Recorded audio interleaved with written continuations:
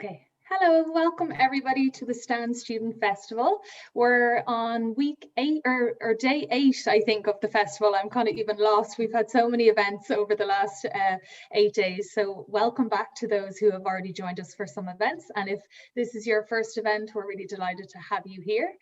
The festival this year is focused on climate and forced migration. So what we're really trying to do is raise awareness with students on issues around climate change and migration and how they interconnect and how our changing climate is, I suppose, forcing a new wave of migration around the world. This particular event we are running in collaboration with the UCC SOF Society and the Maynooth University Mental Health Society. So just a big thank you to them for helping us pull this together. And really the focus of this event is around the mental health and well-being and how that can be impacted by communities who are facing climate and forced migration. So we have an incredible lineup of speakers. I'm really excited to hear this discussion. Before I hand over to Marelle, our moderator, just to say, if you have any questions at all, feel free to pop them in the chat box. I'll be keeping an eye on the chat box throughout the discussion, and we'll make sure we have time for kind of Q&A with the audience towards the end. So feel free to be putting any thoughts, comments or questions into that chat box. And so I will hand over to Marelle. So Marelle is an educator and a philosopher. She's the director of Philosophy Ireland and of the Thinker's Midwife. And we're really delighted to have her here tonight to moderate this discussion. So Marelle, I'll hand over to you if that's okay. Thanks very much, Joanne.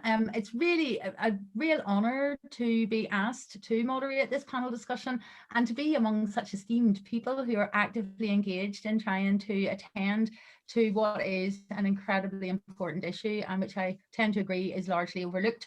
So I'd like to make some introductions to begin with, and then we will get straight to cutting the chase. So first off, I'd like to welcome Dr. Naomi Masheti. Thanks for joining us. Dr. Masheti is a psychologist and is instrumental in setting up the psychological programme at the Cork Migrant Centre. She's a huge experience in community work. She lectures at University College Cork and has developed and delivers a culturally sensitive training programme to frontline service providers. This has been accredited for CPD by the Psychological Society of Ireland and by the Irish Association of Social Work. So a 3-time graduate of University College Cork. It's really great to have you here, Dr. Masheti. Thank you. Next, we have Dr. Cheryl Holder. She is a fellow in the American College of Physicians and a key medical provider and leader dedicated to serving underserved populations. Among her many accomplishments, of which I could be here for a good 15 minutes listing through, I think suffice to say that she is president of the Florida State Medical Association, serves as a co-chair of Florida Clinicians for Climate Change, where she works to increase climate literacy and enhance awareness of the impact of climate change on vulnerable populations. In early 2020, Cheryl took part in TEDMed, where she did an absolutely cracking TED talk on the links between climate change, health and poverty. So thank you and welcome, Dr. Holder. Next up, we have Poonam Balan. She is the CEO and founder of Tact Hub, which is a think-do tank, which is a lovely term, with a mission to catalyse humanistic value. Poonam is a tri-sectoral brand integrity leader who believes in the power of partnerships and human engagement to create real impact. Working across North America, Southeast Asia, and now Europe, her career has spanned across 6 industries, from corporate communications, impact investing, to working with some of the most disruptive digital strategies for national expert talent attraction and retention. So you're really at the cutting edge of those new technologies that are impacting and affecting these issues. Welcome, Poonam. Next, we have Lisa Thalheimer. She's a DPhil at Oxford's Environmental Change Institute under the supervision of Dr. Frederic Otto. Her research focuses on quantifying the impacts of human mobility and extreme weather events, exploring the roles of climate change. Prior to beginning her doctoral study, she graduated with an MSc in Sustainability Management from Columbia University She's also worked in a variety of roles on the linkages between the environment and inclusive growth at the World Bank and the IMF and the Earth Institute in New York. So again, welcome, Lisa. Last but by no means least, we have Deborah Anaya, mother of four, originally from Nigeria. Deborah has lived in Ireland for almost 4 years now. She is a University College Cork student with a study and a postgraduate diploma in trauma studies. And she is, although living in direct provision herself, and is cited as being instrumental in shaping the psychosocial response for migrants at the Cork Migrant Centre, so that they can come and speak on those issues relating to immigration and mental health. She also is the founding member of the women's group at Cork Migrant Centre. So we have a seriously esteemed panel of expertise that spans the globe, and welcome to all of you. This entire discussion is really tapping into some really challenging areas that perhaps have been overlooked. So why do you think, who would like to perhaps give me some context around why it is so important that we start taking into account mental health issues and well-being in the work that we're doing? Well, I can start as a physician. Thank you for inviting me, and thank you for having this interest. Especially, I love what Stan wants, justice and social issues that the youth of Ireland understand. And I'm in the US, and I'm in Florida, which is one of the huge centers, unfortunately, in our coronavirus pandemic.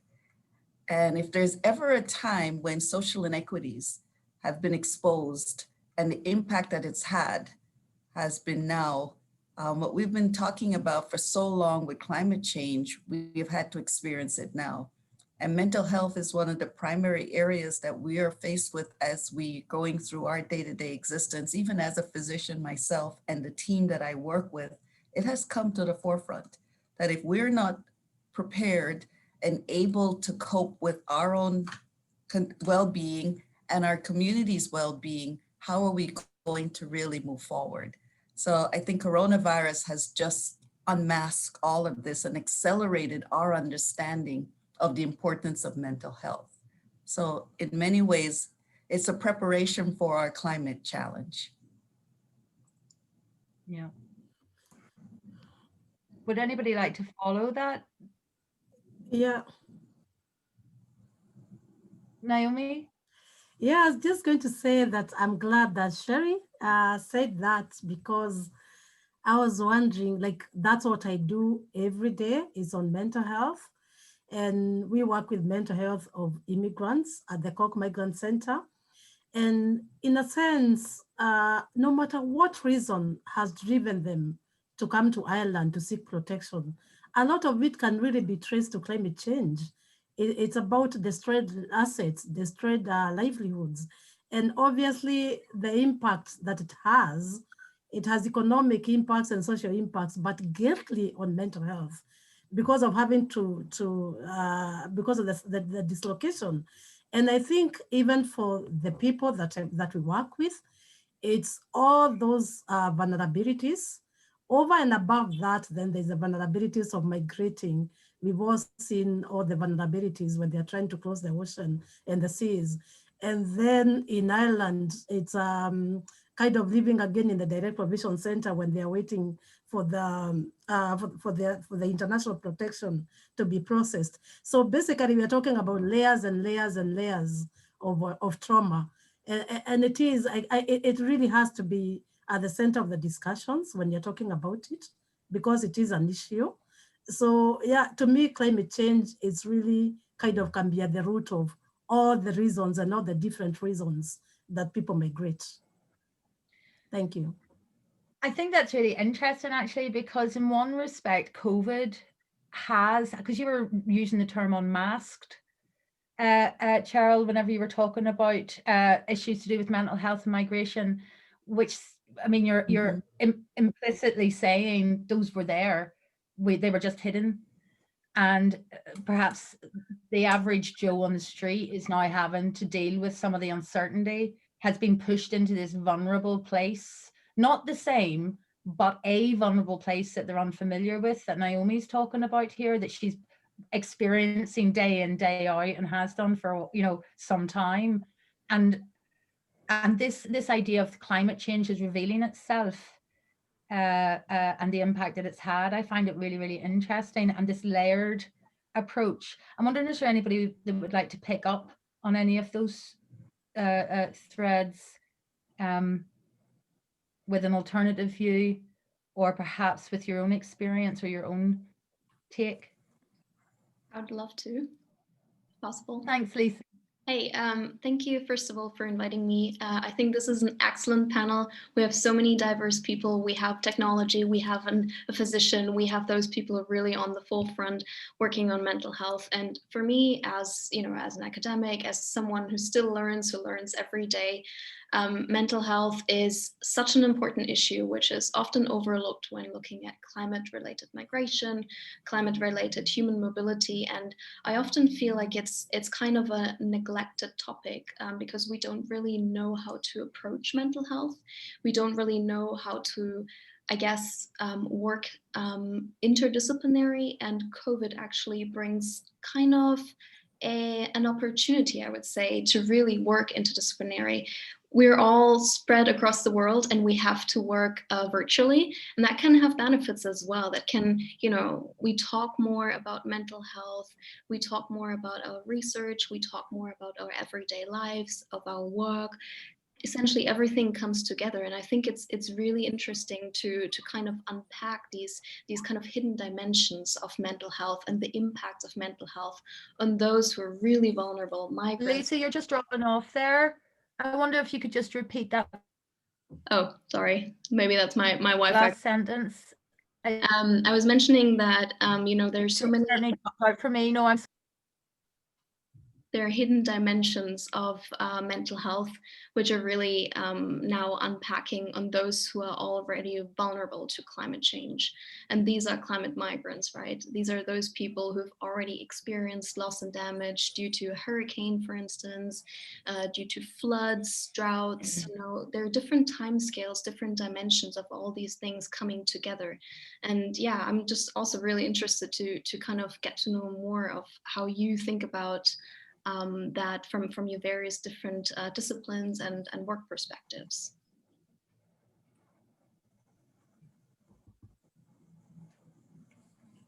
Is there anybody that would like to jump in there and build on what Lisa was talking? Sure, I'll jump in. Trying to coordinate. Thank you so much for having me as well. You know, it's fantastic to see fellow women, you know, leaders here present and very much in the forefront of everything. And you know, to Cheryl, I really wish you the best. Coming from a medical family myself, I know you're putting yourself out there for all of us. And Naomi, it mustn't be easy with what you do. You know. On our end of the work spectrum, we started a mental health solvathon framework. So we sort of took over what MIT did and prepared a framework where we wanted to return the agency to the youth generation that's going to lead the forefront of this. And it's so important for us with the investability component of mental health. You know, when we look at current parameters that are out there for governance and investability, whether public funding or private funding, and we look to offset those funding strains. Mental health is certainly, you know, we've been actually told multiple times by so many entities, World Economic Forum, everyone in IMF, everything with risk and sovereign risk is becoming hugely, you know, dependent on maybe very minor, you know, effects on our current mental state. And now we see general anxiety disorders, for example, going through the roof. You know, it's sort of a ghostly issue where we don't know where it's going to drop off. And my real concern with, you know, what we've seen with TACUP, with working in a lot of these issues, is that when we work in mental health, whether it's repatriation into society or whether it's recovery and therapy, there's huge systemic fallouts. There's not much data. If you're looking to change any real behavioral literacy, be it in micro investments, be it in any form of it, we don't have enough data out there, and we don't have enough, you know, momentum as well, unfortunately. So there's so much going on in this space. I do worry hugely about cultural competencies, rising geopolitical issues, nationalism, you know, a lot of these things sort of hindering sense of belonging, which is a big factor. And I'm really looking forward to hearing from all of you about how you've been handling some of these issues, because climate migration isn't listed as a policy coverage for human rights and you know, refugee statuses. So it just makes the whole situation a lot harder for the folks that are really in it. Yeah.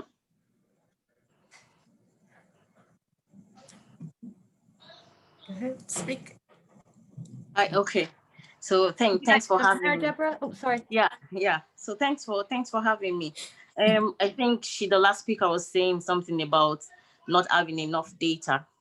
And I think for me, the key thing about mental health is if someone is going through mental health, like panic attack or depression or even the migration and the sense of isolation, it's very difficult to speak. Because and if you finally decide to say something, you kind of need a safe space to say how you feel or how you're feeling. And that's where confidentiality comes in. So because for people people migrate every day, and I think people are still migrating. Like I'm coming from Nigeria, a lot of people in Nigeria migrating to neighboring countries and to other countries around the world because the system itself is broken. Right now in my country, there's the SARS where police, it's been on. I remember being in college and, you know, being harassed by the police. That was like way almost 15 years ago, and it's still on, and the youths are crying on the streets. You know, if the system doesn't protect the people, you just want to feel safe and feel at ease within your body. And Naomi was saying something about loss. You know, the loss is from when you're a child, you probably lost a parent and everybody say keep quiet about it, or nobody talks to you about it, and then it's, you know, locked in your body. And then you find yourself in school and you've been abused, and then it's locked in your body because society say don't talk about it. And then you get married and you're in a third world country where the men are kind of like the gods, and then it's locked in your body, you don't talk about it. And then you find yourself, you know, leaving the country to come to a place like, for me, to be in Ireland and, you know, being in the direct provision and just being isolated. Because first and first, when you migrate, you're kind of looking for a way to survive, you know, and if you have had so much trauma within you, you just want to feel ease within your body. And then you go to a place and say, okay, this is where I'm going to find the rest that I need. And then depression sets in with all the layers and layers of loss, that trauma that you've been through. So like for me, I'm kind of one of the beneficiaries of the work that Naomi is doing with the Cork Migrant Center. And you first need to feel supported and feel safe to be able to say, this is what I've been through. This is where I am and I want to heal.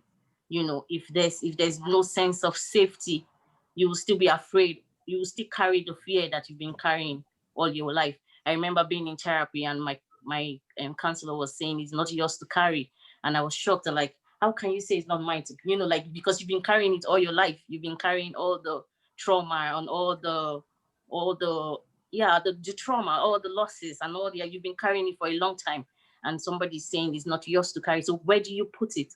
And what else do you carry? You know, so you have to feel safe in that space with the right people, with the right group, to be able to move on from where you have been to a different space of growth. And just being in UCC and learning, doing the course in trauma studies, I've been able to, you know, identify because I've suffered panic attack all my life and I didn't know it was panic attack. You know, I just start breathing and I can't breathe. And then you hear voices in your head like you're going to die. But I didn't know what it was and I thought I was going crazy. But, you know, going through the course, I realized what I was going through was normal. You know, I wasn't crazy. So if you're going through mental health, and sometimes you don't want to say it because you think people are going to judge you, you know, so it's very, very complicated. So but it's good that we're having this talk and there's more awareness and people get to know and know how they can support. But the first key is somebody that is going through mental health needs to feel safe to be able to speak. If there's no safety, we're still locked in. But you're saying it's so real because that's what we do as the Florida clinicians, to alert physicians and train physicians and nurses and everyone to be aware, because there aren't enough psychologists and we can't wait till the end. There's so many subtle clues, and many times you don't even realize to connect the dots. Like I have a patient who came to me, she had Zika. We had about a year, 2 years ago, with the climate change, we know the mosquitoes are moving and Zika has moved into Florida, and she's an outdoor farm worker. And she got pregnant, and she was pregnant at the time when she got her Zika.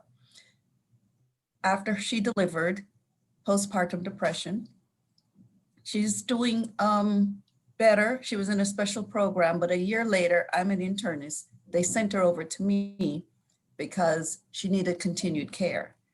When we did a little bit more investigation, she was a migrant from Guatemala. If you know anything what's happened in Guatemala with the crops and the coffee and the farming, it's almost decimated because of climate. So she had moved to Florida and now gets Zika. So this postpartum depression was so much more than just a simple postpartum. It was dealing with all that loss and all that she's experienced from, she's been migrating and then to come here, feeling that she could be a little bit safer, to get pregnant, have the baby, and now very worried that this baby is going to be handicapped. Despite what we've been telling her, that fear is there. 'Cause it was only a year later, she's like, they say this, but who knows? But it was much more than just a pregnancy and a postpartum depression and a Zika fear. It was the long-term, constant breakdown from that whole experience. So unless as clinicians, we're aware that we have to sort of dig a little deeper in that history and see that chronic trauma that patients have been experiencing as with the migration. And I have more patients because internal migration is also happening in my community here for other reasons. I mean, it's just to unpack when you see all the issues of policies and how that leaves people living in certain places and the economics. And then with our sea level rise, the areas that used to be the cheap land happens to be on high ground now. And with sea level rise, the richer areas are at the coast. They're now moving to the high ground, which is where my poor people lived. And now my poor people can't afford to live there, and they're being displaced. And that displacement is just as traumatic as my patient who moved from Guatemala to Miami, as my little Haitian woman who, and the earthquake brought her to Miami, and now she's being moved out of her high ground location. So it's just, as clinicians, we have to be much more in tune that the climate is doing so much to everyone, and it could be very subtle. It doesn't have to be a major hurricane, heat wave or something. It could be these subtle changes that pile on top of each other, just like you were explaining, till that breaking point. And we want to get there before the breaking point. Thank you. Sorry, I was going to say, when Deborah was talking and when we are talking, I was like, actually, I have been talking about the multiple layers the whole time. Like the coronavirus is actually just one over and above. So if you're talking about, say, like global warming it affects all communities, but it affects the poor communities most because their responsiveness and their ability to adapt is less. So we have a storm, you have a hurricane, you are prepared, the preparedness is there and the response is there. We don't have that same level of response. Before migrants can even get here, they've been internally displaced in their own countries. We have say farmers who have depending on harvests every year, and they're so dependent on it. And because of the floods, the plants are taken away. So how does that family, what's the mental health of that family that has no income whatsoever, that their little shops and their little markets have been carried away by the floods? So in the same way it's done in the West, but in the West, the responses are there. The adaptiveness is there. You know, the support systems are there. But in developing countries, those support systems are not there. So we have such scarce resources that they lead to conflicts. So you have much more conflicts there. And there is a whole birth of research that shows the link between climate change and scarce resources and conflict.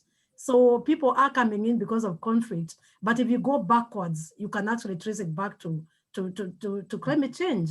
And that dislocation within, say, Africa or Asia itself, before they even get there, you're just adding layers and layers and layers and layers of it.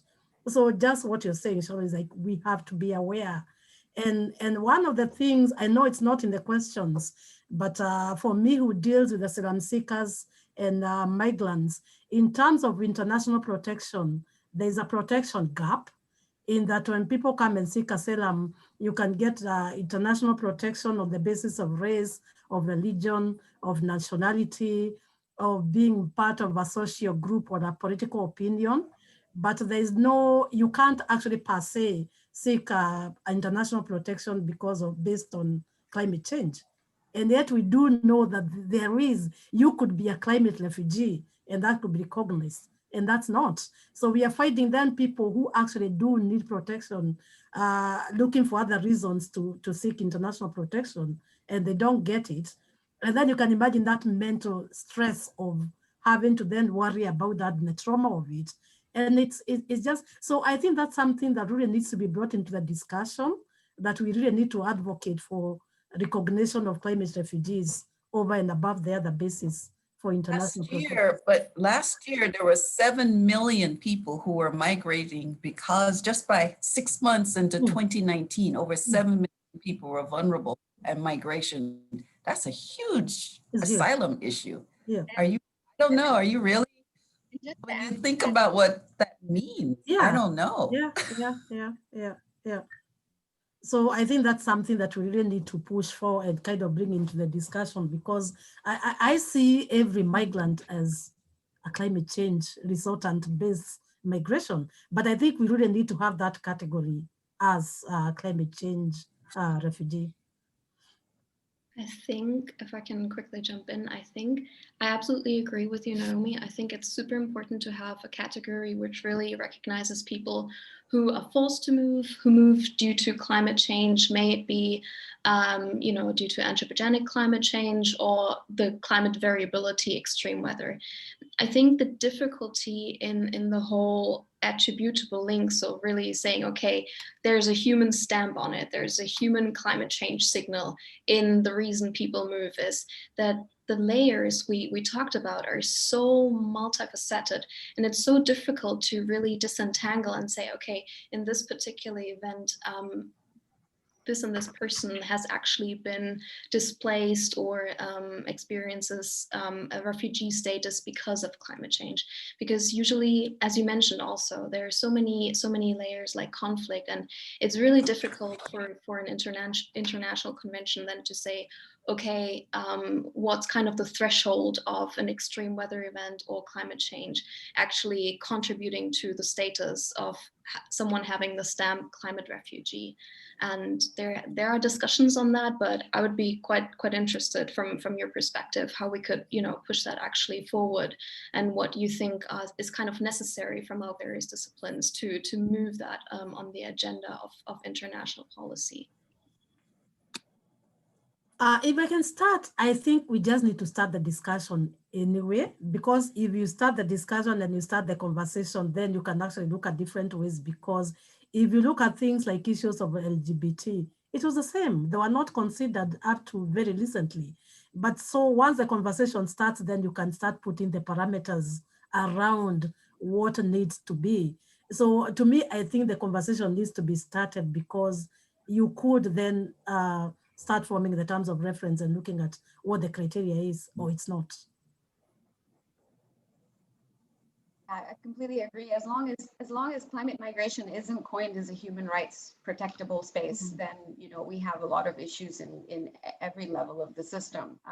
In so many ways, there's also a massive disparity between what the first world believes is helping in sustainable consumption, responsible consumption.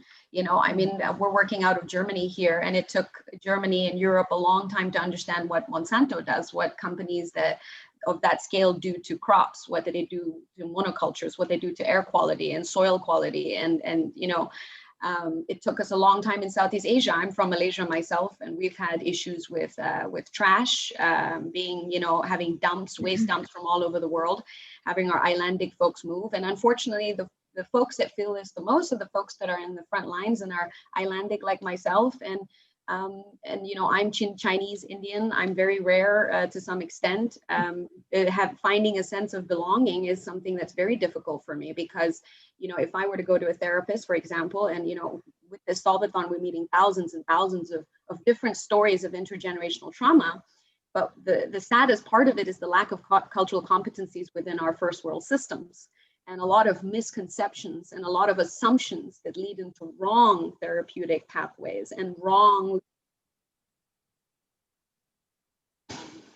issues. So that kind of leads into a vicious cycle, and I think if we don't have climate migration slated as a human rights violation, or it doesn't have any policy coverage for the individual, there's no rights to proclaim that. Someone coming from a very culturally complex background, if you look at the Marshall Islands, Southeast Asia, the complexities of the culture, you're talking to a certain kind of community, right? A certain sense of a person there that no one can really understand coming from big urban communities or big macroeconomic communities. You wouldn't really understand what they go through. So I think that the biggest part that we can do is one, recognize it as a human rights issue. And the other thing is, immediately start to look in our backyards, especially if we're in the first world socialized Medicare systems, to look whether are we really enabling cultural competencies with that diversity. And if we're not, let's start welcoming them in. We need a lot more Dr. Cheryl's, and we need a lot more Deborah's. We need a lot more of everybody to really come in and want to take a look at these marginalized communities. I really believe that, at the moment, it's a concern for those who are on the shores and on the forefront, but very soon it will be the concern of everybody else as well. So. A really good point that it definitely has to be. It's a challenge because I look at California, 40 million people. A third of California, as it gets hotter and hotter, is burning. And they're predicting a tremendous migration in California. Yeah. So just deal with the internal migration that's going to happen in the US. Correct. And think of the challenge that's coming from Central America north. Unless there is some effort to frame it on a global sense and a human rights issue, I can see them not allowing the people coming from Central America in. And if Trump wins again, that wall is probably, whether it's physical or psychological, that wall is going to go even higher. And that competency is not going to be there. And it will be even more nationalistic, which is going to be very challenging as we move forward, because we do need a global sense of this migration. Because for US to deal with what's happening, California, Central, I'm in Florida, sea level rise is already starting the migration because our property values at the coast is already starting to decline. And my poor people are getting displaced from the high ground. And as we move up, what just happened in Louisiana is slowly causing the whole Gulf Coast to move. So it's, you're right, the richer countries who have caused more of the problem than the poor countries, and you look at the consumption and all the greenhouse gases, it's unless we can get the global approach and a human rights approach to this climate migration, it's going to be a lot of suffering because the richer countries have to deal with their own internal migration. And I think the advantages, can be found in human trafficking. In human trafficking, specifically in child trafficking. We see now huge surges of, child trafficking realities coming up with the status, differences, the wealth gap differences, and how the wealthy have been abusing those sort of abilities for, eons. And maybe these are the sort of passionate stories that need to come out because, nobody wants to see a child get hurt. And the more unknown the child is, everybody knows about poverty in the larger continental countries, but a lot of people don't understand poverty at the peripheries. Exactly. And we're not, sorry, when we're talking about the climate change, like my mind, like I originally come from Kenya and we are neighbors with Somalia. Somalis who have been like climate change, again, drought, famine in Somalia, but they had a lot of their income from fisheries, you know, like a huge fishing industry. But so much dumping of waste from the West into the ocean that has killed the fish. And then obviously the normal climate change impact on that livelihood and food security. And that's something that's so attributed to loss of livelihoods because of climate change and because of the dumping from the West to that. So no, I'm saying, like, I agree that we really need to think about that in the human rights perspective, and it is, and we do, if we are really determined and committed to having climate change as a category, we can find ways around it, but we just need to start that conversation and start thinking about it. I think even just round, like,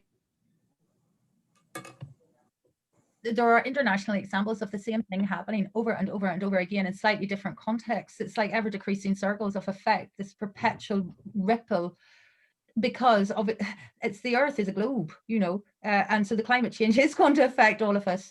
It even struck to my mind, certainly in Ireland, I mean, Brexit's coming. It's going to change all sorts of issues as far as the UK borders are concerned. It's going to alter how Ireland is perceived as far as migrants are concerned. It's going to stir up all sorts of interesting issues that perhaps we haven't thought of. But then I was also thinking, because you were given examples of the trauma, layers of trauma that we are all being impacted in. And I must admit, my connection here is really unstable out on a couple of points. But the one thing that just kept coming back was that I'm wondering, from your perspective, are we being direct enough about what it is we're talking about? We talk about mental health, and it's a very broad, safe term in some regards. But when we talk about the issues of grief and abuse and depression and torture and so on, and are maybe a little bit more explicit about, I mean, do you think there's a consensus about what mental health is, what good mental health is, and what bad mental health is even? Whenever we're trying to have these discussions on an international level, we're dealing with so many cultural differences. I'm just wondering whether you've come across, or whether any of this is kind of any impact into how you're seeing the situation. Again, because of coronavirus, we're getting the opportunity of trauma-informed care. There's psychologists on. And we at my medical school, Herbert Wertheim College of Medicine, with the coronavirus, we were able to implement a program using trauma-informed care strategies for the general clinic population. We didn't title it mental health issues, and we didn't label it because there's so much stigma in our culture. Especially, we work with a lot of immigrant groups and the stigma. However, when we explained what the stressors can be, and using that new framework of trauma-informed care, we were really able to get a lot of more participation than we normally would. So this format, which came out of extreme weather studies, and there's a whole new literature on what happens after extreme weather to the individual and how to develop resilience within the community, and the strategies that you can use without giving it a diagnosis of major depression with psychotic features or whatever else you want to call it. But it's really it's not even quite post-traumatic either. It's where it's called trauma-informed and trauma. And so that gives a different framework to be able to address the mental health issues and then build back the resiliency. And again, I love the concept of what's going on in the community, where there's the 4 stages where the community is heroic, then the community gets a little bit down, then they start going all the way to reconstruction. And if you can get that actual physical labor and physical movement in the developing and rebuilding the community, that then improves the overall mood and decreases depression. So there's a lot of research that's coming to help us frame this. And a lot of it's coming out of extreme weather and also coming out of the coronavirus experience that I think should help us with migration. It'll help us in explaining it better to the general public what they're experiencing. And that's what we need to do, I know, as clinicians and as everyone, to explain it better, because I went through a hurricane in 1992, Hurricane Andrew, and I still remember. And I'm like, nobody ever framed it. I didn't even connect the dots that I was post-traumatic for a while. And I'm a physician. So now it's much better. And I think we do have to do that. We have to bring mental health in a way that the average person can understand and can realize what they're experiencing. Yeah, I think mental is reframing the idea of what people think mental health is. Because if you say mental health, so the first thing that comes to an ordinary person's mind is, oh, this person is crazy. But like everybody at one point in our life will feel isolated. Some are more than the other. It depends on your own personal experience in life. But we all go through like downtime and, you know, sad time and happy time. And, you know, but if somebody is having mental health, is they kind of feel like a sense of, I am the only one, I'm alone. That sense of loneliness, that sense of helplessness, that sense of I can't go on, you know, that's kind of like the extreme case. So, but it's just reframing the narrative around mental health, that if anybody, and for me personally, you know, like if 4 or 5 years ago, I couldn't, if you ask me what's wrong, I say I don't know, because I really don't know. It is so much that I don't know, but I could tell you how I feel. I know there's a lump in my throat and there's pain in my shoulder and my chest, I can't breathe. Like I can say it in my body, but I can't put it in words. I just don't know. So you need to, you know, and I cannot say, oh, I'm depressed, because once you say I'm depressed, somebody say, oh, yeah. Who. You know, like it's now like us and them. So it's just reframing the narrative around mental health, because once, okay. My baby, my little one. We understand. Go take care of it. Mother, yeah.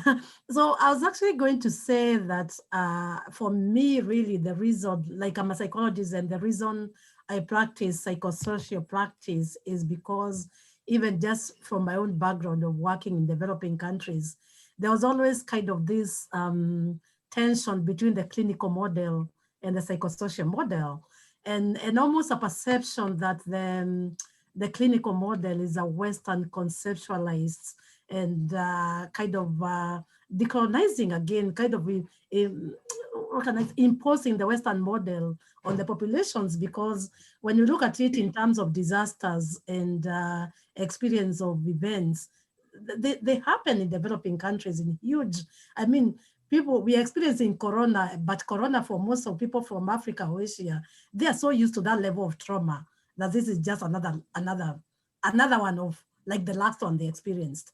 And there are ways that those communities respond to that grief and to that response.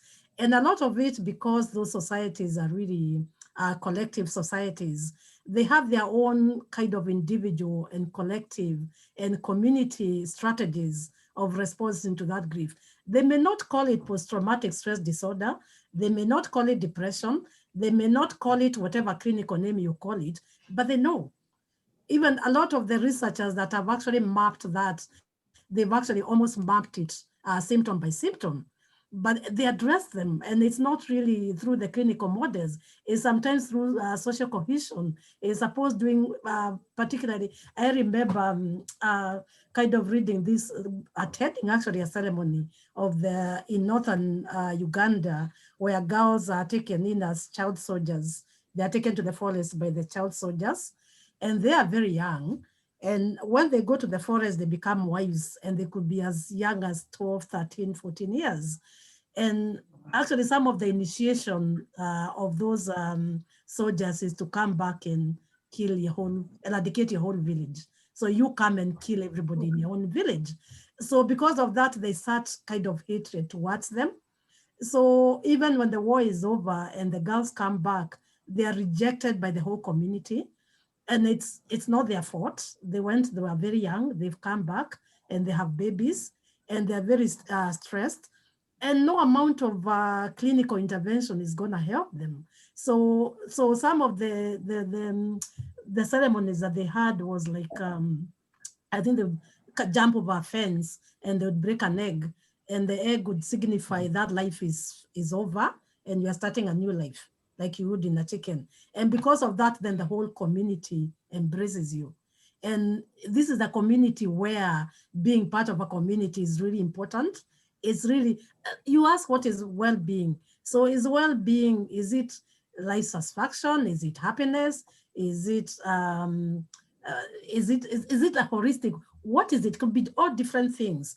But even that community well-being and mental health means being part of the society, means accepted, me being accepted. Then you do that by breaking that leg and getting it. So there was a realization that even when there were disasters happened and the international organization, the Red Cross, went on to respond to that what actually worked is actually finding out what is it that works for those people. How is it? How do they define mental health themselves? Because they may not define it in the same way that we do. How do they experience it? And how do they respond to that events? And I think that's, and not I think, that is actually the model that I'm using when working with migrants, because when working with the people that I work with, because it's really looking at where, again, looking at those multiple levels that we talked about, going back and looking at that and looking how is it that you responded to this in your own country when it happened, and how can we mobilize the societies around here to respond to you. So yes, mental health, and we are talking about a lot of organic communities that don't actually accept mental health or the whatever we might be calling the clinical labels that we have. So it's how do we work with them and get the same results? Because if you are placed in like Syria, like Iraq, like all those places, even the places that have had really bad effects of either conflict or climate change, they are still functioning. There's still a level of functioning. So what is it? I think we're so used to Western models being imported. We haven't really started thinking about how about looking at the things that are really working in those places and importing them and working with them. So instead of from the West to the developing countries, what are the things that are working really well in the developing countries that we can use? And that's actually what we do at the Cork Migrant Center. Very cool. Very, very cool. So there's this cultural sensitivity. Cultural, I would say cultural competencies more so than sensitivity, because you're not asking people to just relate. You're asking people to have competency built into systemic approaches. So that's very different, right? It's if you have a group that is migrating from the Marshall Islands, then you need folks that are from the Marshall Islands. You need diaspora representing those voices at different socioeconomic classes. You need voluntary folks coming in and doing those focus groups and creating those systems. Because if you take, for example, what Naomi just described has happened in Cambodia, it's happened in Vietnam, it's happened in Thailand. If you go to any of the islands in Thailand before Koh Samui and Koh Lipe and all these fantastic places became what they were, I was walking around those islands as one of the local kids, and there's a whole system for prostitution to be, for prostitutes to be reintegrated to society as young wives at the age of 30. And if you grew up with the local folks from the islands, you would understand that that was just sort of an understanding, that women would work until they're 30.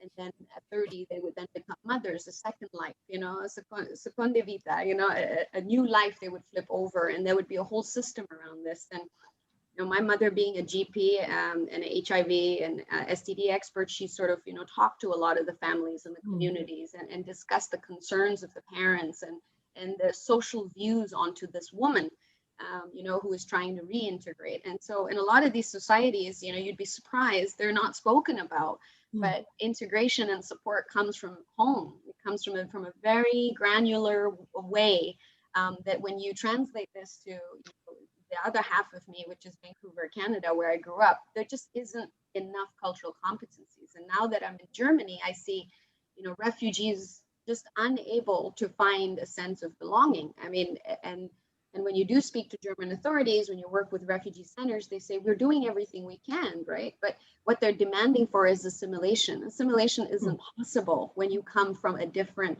genealogy, a different tapestry of meaning and values, right? You can't say to someone, assimilate. That's not going to work, you know. Assimilate is telling that the dominant culture is correct. Exactly. So that's the assimilation. Correct. And silencing any differentiating qualities. And that also includes mild depression, includes anything that is going to make you feel removed from society. So what happens is, you know, you go through years and years of you know, maybe finding professional success, maybe getting some opportunities from the minority seats, but you never feel achieved. You never feel welcome. You never feel heard. You never feel like whatever you create as a handprint is going to quite last. And that, for folks like myself who are in the brown category or whatever, Oreo, banana, whatever you want to call me, you know, that can be exhausting at some point, right? I look at my career and I think, where will be the space? And so I started to move more into impact investing and finance, and, you know, and looking at things like human trafficking and defense, and then linking that and saying, invest here in a very micro way, and then trying to model that country by country by country, you know. But it's a long road. We're going to need more of those models, because when you have the migration from climate, your new environment is going to also have changed. Because again, patients tell me all my challenges, because I have a young man again who came out of Central America. He was about 16, 17, major separation from his mom. When he comes to the US, what do you do when you're an indigenous person, didn't speak Spanish, don't speak English, and you now have to get a job at 17, and all you've ever done your entire life was farm? So he's on a construction crew. And he, of course, has tremendous, with all these grown-ups, he's missed his adolescence, a lot of disruption, and he has started, again, depression, which is what I see a lot with those. What do you do? How do you then rebuild a life? Those same structures that we talked about that you needed in the culture. His culture is no longer there because he's indigenous, so he's a minority of a minority in South Florida. So he has no group that he can really count on to put those structures in place. And then there's no real work, the living condition, everything is totally different. So he has found a church, which is another institution that some folks end up finding that brings back some role for him. But it was so cute. He found a church, and he's found out all about these multicolored and the rainbow colors, dos colores. So he decided to dye his hair all these colors one day, and he came to see me. Awesome. Wow, your hair is pretty. Yeah, colores, colores. I said, but are you gay? Are you telling me now you're gay? He had no clue that color was related to gay. And he's like, is that why everybody's telling me? So he has to adjust culturally to what all these things mean. And he's walking around Miami with a rainbow colored hair, and everybody's hitting on him. So that's great, you know. So, and that's one thing in leadership that I just wanted to hug him. Like, yeah. Oh, my baby. One thing we've seen in diaspora, in talent development, is, you know, for Malaysia, at least, with all the cultures that we have, Indian, Chinese, Malays, and everyone else migrating overseas, you know, the diaspora trend is it takes 2 years to go through a full fiscal cycle. So 2 taxonomy cycles for you to feel adapted to a place. And that's someone with, you know, basic education, good, all that stuff. We're not talking about, you know, diaspora generally scholars, right? So these are big contributors to economies. Fortunate truth is everything works from a tax model, right? And then when you cannot find anything beyond that, the fastest way we found folks was actually through cultural events and you know, churches and religious gathering spots, and wherever you were allowed to wear your colors, to wear your, your prints, your really who you are. And I started to wear batik a lot more, and they said, "Oh, I thought you grew up in Canada," but yeah, and I said, "Yes, but I am Malaysian," and I also wear my Indian heritage and my Chinese heritage, and I wear it all now. If I could, I would do 3 costume changes just to make a statement of it, but I choose one piece that is from a cottage industry made by people from the peripheries, and I think all of us should be encouraging the future leaders to wear one thing that is authentically from their culture. And it doesn't matter what it is, and talk about it, and that in itself gives you some sort of belonging as you walk every day, and that's one thing I've been doing a lot lately. If you're Irish, if you're British, or whatever, wear something that is really yours, a pin, a color, anything, and talk about it. And then that's fantastic. The other thing I wanted to say before I forget is that one of the things that I really is kind of the basic assumption that frames everything that we do is a very strength-based approach. Because often we see this, and particularly my discipline, psychologists, we are really good at looking at things from a deficit model, and maybe because we are trying to fix a person. So, but again, it's, if you think about even what you're talking about, the climate change, this is someone whose whole crop was destroyed, or maybe their cattle were destroyed, their whole livelihood was destroyed. They did not despair. They walked across miles.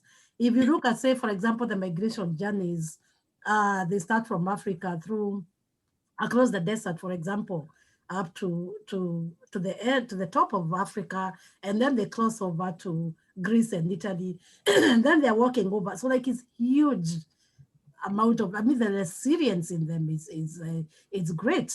So it's like things happen and you think I can't go on, but you still go on, and you get onto that boat, and you get onto the boat knowing that you have a 50% chance of getting across, and you still do, and you cross over and you go through a very difficult life.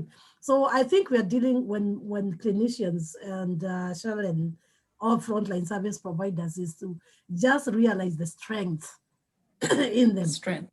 And the strength that is in them, because I mean, it's a lot. There's what we call stress activated resilience, which they have because of the very nature of lives that we have. And sometimes when you're talking about the mental health and vulnerabilities, we only take a look at the vulnerabilities and we forget the strength. The strength. Because when you're looking at mental illness, you're not looking at mental health. So you should focus really on the health as well. And if you look at, say, for example, someone like Deborah, for example, I mean, amazing. Deborah is a mother of 4. She has 4 boys. She has a small 2-year-old. And this woman is everywhere. She's doing like, I don't know, 5 different courses. She's doing a course in UCC. She's mobilizing women. Right now, the women that we work with have taken up the task of making masks, face masks for themselves and for people in the community. So they're like, Corona has come, and what do we do to respond? We make masks, and they go on and make the mask. Like the strength is there. So even as we're talking about the mental health, is to not forget about the strength and not to just look at the vulnerabilities, because it's there. That's a really nice, that's a really nice point to kind of draw to our main discussion to a close. We do have some questions that you might want to respond to, but I think that's really important to point out that skills are learned whenever you go through adversity, that are transferable, and that do set an action kind of mentality in place. So there's a question here. Have any of you come across ego grief, the idea of ecological grief, specifically in your lines of work? Now, I, as an educator, have actually come across and found it really, really interesting and useful in an education context to understand the stress and strain through under parents, just in Ireland in relation to climate change, not taking migration into account. And I'm wondering whether any of you have anything that you can say in relation to ego grief.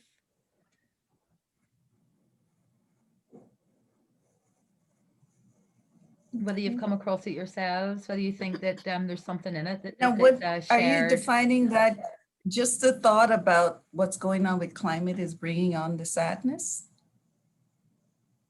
Is that ecological grief? Yeah, that the people are actually in a state of grief. Yeah, it's like the population, anyone that's actually aware that climate change is happening. You know, going in the through beginning, the grieving process and right. In the beginning, the whole field has become aware that one of the things you don't want people to leave with is that sense of foreboding that there's hopeless, that we're over, because it does help trigger that. And we have a responsibility to be aware that people may end up in that path. Because I've heard folks, I've met people who said, I don't know if I'd have children. Not so much grief, but the younger generation, some of them are saying, should I really have children if in 50 years or 20 years, and this is what's happening? And so what I see is always leaving with that sense that we really can never predict the future. So I never know. And you're talking about your mom. I'm an HIV specialist, and I entered in the climate world with this even more enthusiastic because of my HIV experience, because I saw what happened in 20, 30 years. And when we started out in the 80s, I mean, there's a hashtag going around with doctors like me, not my first pandemic, but I guess like what I'm hearing from Kenya, this is a way of life for so many people in the developing world, in the lower income world. What's in the US, this is like my second pandemic. But my first pandemic with HIV really made me realize there is hope. So I think the message in climate has been improving in how we're messaging the whole concept. So in the beginning, I would see more, should I have children? This is so hopeless, da, da, da. Now I'm seeing that more people have that possibility that we're going to turn this around, whether it's through development, whether it's through technology, AI, and I think it's our messaging that has improved. So I don't see it as much as years ago. I've seen eco grief or eco anxiety rather in investing. It causes inaction in a lot of investors, especially smaller private investors. So when you look at the ages below 35, that includes me as well. We have an issue with seeing the line of sight as millennials, where are sustainable investments really going to go from the private end, right? So we ask private equity firms to explain, the SDG 500, how do the sustainable development goals actually create investability parameters. And so at TACUP, we work with what we call the ESGs. They are like parameters around environmental, social, and governance.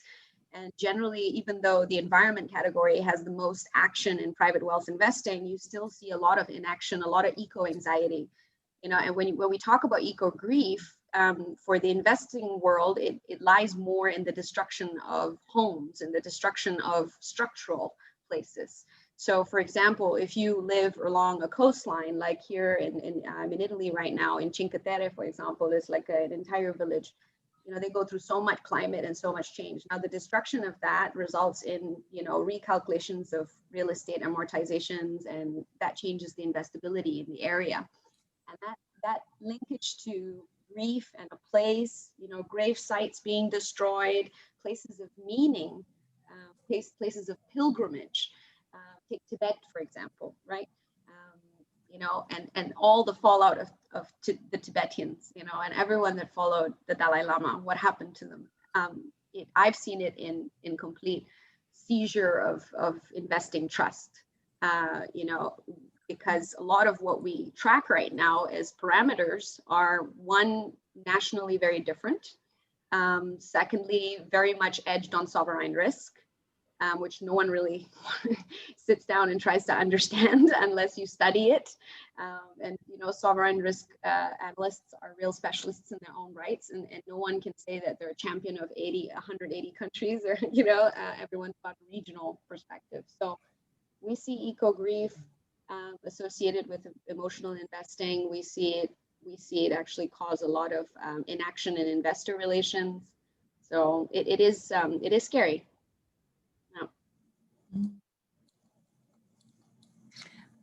It's occurred to me that it might be quite a useful term actually to use to get people who haven't quite considered what it's like to have that, you know, be impacted by climate change just yet, but to be aware that it's coming and any kind, you know, how everybody is it impacted. feel for someone We got to who is change impacted that. if we have Everyone is mean impacted Yeah. by climate change Yeah. right directly now. in the know is what I mean. Even directly. Yeah. When you look at the allergy Well, I guess season, what I'm trying to make a distinction Yeah. between me, who is sat in a nice cozy house, and migrants who are not. And I'm trying to think of how to educate that population, that student population, to be able to make connections between things they do understand. And grief is something that everybody has some concept of. Being able to hook that into a major life event like migration might be a useful tool. Was really just the observation. Not for a moment suggesting that we're not all affected by climate change or indeed migration, but I mean the propinquity of that. yeah, you know, that's what I try with our population and with our clinicians, is that right now, it's not 10 years, it's not 2 years, it's right now. And we're all having some impact. Now, the richer folks are able to mitigate it. So you may not feel it. Like we've had much hotter, September was the hottest. Now, as when I'm wealthier, I could stay in my air-conditioned car, air-conditioned house, but it really did send up everyone's light bill a little bit. And there's more discomfort. There was less outdoor use. Even with coronavirus, it was just so hot. And so the people who played golf, I heard my brother plays golf. Oh my God, I can't do it. And a lot of doctors were telling me this. So that's one of the goals that we're looking at, is that we're all affected, and the poor people are much more early, they're feeling it, but it's happening right now. So if we don't take action right now in some way, for us in the US, I'm like, vote, vote, vote for science, vote for messaging, vote for the climate, because we can't wait 5-10 years. So the migration may be a little bit more for some people, but just go outside. Your trees are 10 times taller than they've ever been. And the sidewalks are cracking, and you might, there's so many things. I was going to say, my son. It kind of links actually. Sorry. Naomi.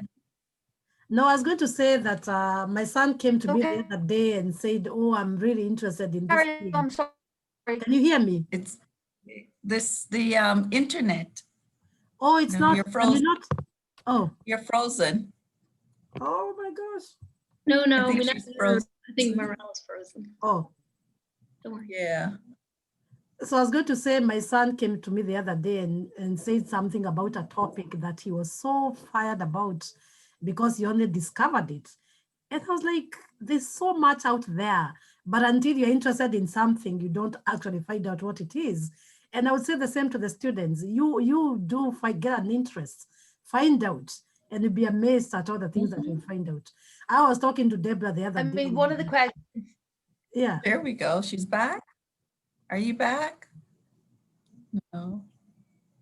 She's back. It might be easier to type No. it so we can read it. And I am very hard to get. Oh, you're gone again. Here. That's what I think we could find out now, see what's happening to your life now. And just imagine what happens with some of the other people. Exactly. Just don't have the ability to mitigate. Yeah. Because that's all we're doing right now is mitigating, because we're all impacted. Yeah. Back? No. Do you want to say something, Deborah? No, you were saying something. Oh, I'm finished. Oh, yeah. sorry, we were working on. I might jump in. Yeah. I might jump in just because I see Marelle is frozen there. Thanks, Joanne. No problem at all. So I suppose just we're kind of coming to kind of the wrap up, I suppose. So I kind of wanted to pose a last question to you guys and feel free to answer, whoever wants to answer. But in terms of students here tonight, like what can they be doing really to spread awareness of these issues around mental health and well-being and climate change? What advice would you give to them, I suppose? Oh no, we're frozen again. I'm working. Are we working? I would say, Yeah. okay, can I go on? I would say for me, this is UCC, at the Cork Migrant Center. Talk to us, find out about the issue, advocate. We were just talking here about the climate change and climate refugees. So there's a lot of issues about advocating, educate yourself, get involved. Yeah, ditto. You guys have internet. There's a lot of research. Educate yourself on climate. Yeah. In our country, we have many resources, and you Google climate, get climate, we call it Climate 101, get the basics. Where's the CO2 coming from? What are the greenhouse gases? So then you have the language and the vocabulary, and then start connecting it to your life first and your family's life and your friend's life, and see how you're being impacted, and learn then about the rest of the world and look at it like we're hearing. You've got to use the equity. You got to meet people and help them where they need it to be. And some people are going to need more than others. And that's not unfair. That's just how it is if we're going to be global in how we approach this, because we're all in it together. So do the research, do the work, and looking for ways that it's impacting you now so you can advocate. And talk to people that need you. If it's in Cork, come and talk to us. Come and talk to the people that we work with. Come and talk to the people who've migrated, forced to migrate because of climate change, and see where they're at and what they need advocacy with. Activism, transformational activism is really important for what we do. We need, they need your help. They need your voice. Yeah. For me, I think I'll end with saying that we're not separate, even if sometimes in our head we feel it's them and us. We're not separate. Whatever affects one person has a ripple effect in affecting the other person. And one thing I learned in the last year is that nature supports us. So if you find out that you're not feeling okay and you take a walk, there's something that happens to your mind when you get back home. So nature supports us. So we need to take care of nature. We need to take care of our environment. We need to keep talking to people about taking care of our environment. Another thing I've learned is to recycle. I don't know anything about recycling back home. Now I recycle. So start with your own space and recycle your stuff and sometimes they think you're crazy, but just keep talking about it, because we are not separate. If we take care of the earth, we're fine. If we don't take care of the earth, whatever happens to the earth happens to us. And if nature supports you, take care of nature. So that's my word. Very important. Yeah. And I think I'd like to jump on Cheryl's thought of doing your research, and on Naomi's point. I think it's also really important to read as diverse as possible. Not only reading one thing, but getting a different opinion, making your own mind about things, like digging deeper into the whole issue, becoming more interested and seeing it kind of like a mosaic piece, which slowly comes together, and it's at the end something completely beautiful you make out of it. And not only having this mosaic, but also showing that, really talking to people, getting out there. And I think, our role as climate scientists is really to talk to people, to make research accessible and not have like kind of big jargon words and nobody will understand what, hectopascal 700 means. That doesn't help anyone. It's the same with, climate attribution studies, where we link extreme weather and the signal in climate and anthropogenic climate. What does it actually mean? How many people are affected? Are people displaced because of that? What's kind of a number in terms of loss and damage? And how can we, now I sound like a politician, how can we build back better? How can we do adaptation? How can we not only mitigate, but what can we actually do, and how can we work with communities? Because, you know, I come from a privileged background, and I feel personally the need to give something back, to learn from other people, and not only to learn from those who are in the West and who are kind of at the same, you know, who grew up equally to me, if that makes any sense, but really to learn and give back to those people who have been affected most because of those people who came before me and did harm to nature and to people. And talk to the climate deniers. There's a lot of climate deniers that are saying, oh, there's nothing like climate change. Very It's active. not happening. Like, talk to them, debate with them. Yeah, it's they like debating that to know more. Yep. Yeah, I guess that's the last one. My parting advice to young leaders is, as someone who's worked in talent and talent development and digital health investing, is that, you know, be exacting, and understand that you're a resource on your own, and your cultural background and your uniqueness is meant to be here, and that is a strength, and you are an asset no matter what. And if you're tired, take rest and come back and find what it is that's going to be your superpower. Do things like Gallup Strengths Finder, find your strengths and find the parts that are your dark blind spots. All of us are dealing with our own demons. We all have ego. We all have pride. A lot of times those are the biggest enemies. Those are the things that lead us to take our experiments into assumptions, and then those assumptions create a lot of wrong outcomes. And, you know, pride and ego tend to be the elements that, you know, insist that we defend it, and you don't have to defend anything. Being from investor relations as well and a PR professional, I ask that, you know, debate, be critical, ask why two dots cannot be connected. Why cannot human trafficking be quantified? Why can't it be done? The math is there. It isn't rocket science. And I agree with Lisa, you know, don't shy away from the jargon, just connect the dots as simply as possible and decide. If it's air that you want to protect, then look to citizen science. If it's water, look to, you know, capacity building. If your attributes lead you more towards someone who prefers parameters, analytics, then go towards governance, go towards law, go towards policy, or go towards finance. So there's always something that is attributed to yourself as a resource as well. And I think one thing we all need to do now as we move into more digital nomadic work and being individual contributors where our cultural attributes may not transcend, and we don't have the opportunity to be humanly engaged with one another, it's even more important now to set yourself up with that understanding that you are already an asset, and you just have to find that unique space.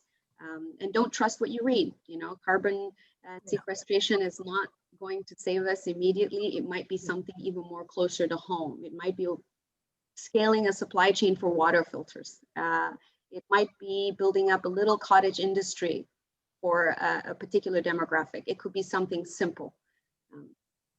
Just start there. Thank you. I think that's a great place to kind of bring it to a close, actually, and hopefully that's kind of empowered our audience here tonight to go off and research and learn and take meaningful action. Marelle, I think you're back with us. Did you want to close on anything in particular before we finish up? My internet connection is so unstable. Yeah. Okay, that's totally fine. Well, I'll just to finish up, I suppose, to thank each of you for taking the time to be with us here this evening. The conversation was incredible, really thought-provoking, and I really hope the audience enjoyed it as much as I did. So Lisa, Naomi, Deborah, Poonam, Cheryl, and Marelle, thank you so much. And a big thank you actually to Marelle for moderating that through her really bad internet connection. Thank you so much for sticking with us through that. And just a big thank you to everybody who joined us here tonight. I know everyone has a lot going on in their lives, particularly we're kind of moving into level 5 lockdown now in the next few days here in Ireland. So I know people have a lot on their minds, but thank you so much for joining us here tonight. What I'll do is actually just in the chat box there, I'm leaving a very quick Survey Monkey form. If anybody would like to give feedback on the event tonight, we would love to hear from you. And then also we have another 4 days of events happening as part of the Climate Migration Festival this year. So I've left a link to the event schedule in the chat box as well, if anybody would like to join us for another event this week. But that's really it for this evening. Thank you so much for joining, and again, thank you to our panel. You were just incredible, so thank you so much for your time, and I hope everyone enjoys their day. Yeah. Yeah. Stay safe, everyone. Thank you. Yes, stay Thank safe. you.